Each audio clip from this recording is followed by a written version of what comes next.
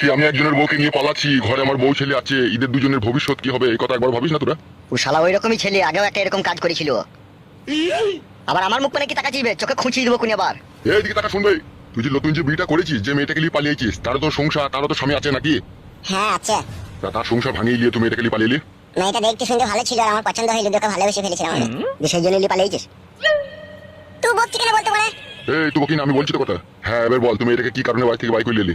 এর আবার কারণ আবার কি? এমএলএ সাহেব ভালোবেসেছে, মনে টান ছিল, ওই জন্য পালিয়েছি। মনে টান ছিল? কোন মনে টান ছিল তোর? এই তো এইরো। ওখানে কি রকম টান ছিল তোর? ওর কথা মনে পড়লে বুকের ভিতরে গপ গপ গপ গপ করতো, মনে হতো ফোঁড়া উঠেছে। ওই শালা, গপ গপ গপ গপ করছো মেয়েটার লেগে তোর? দেখুন তুমি এটাকে পক পক পক করে ভরছিস বে। ওইটাই তো টাটানি ছিল।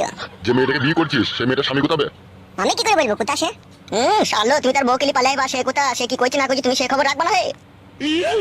আমার দিকে তাকিয়ে কোনো লাভ হবে না বাড়া। আমি শুধু ভাবছি তোদের মতো শুইরে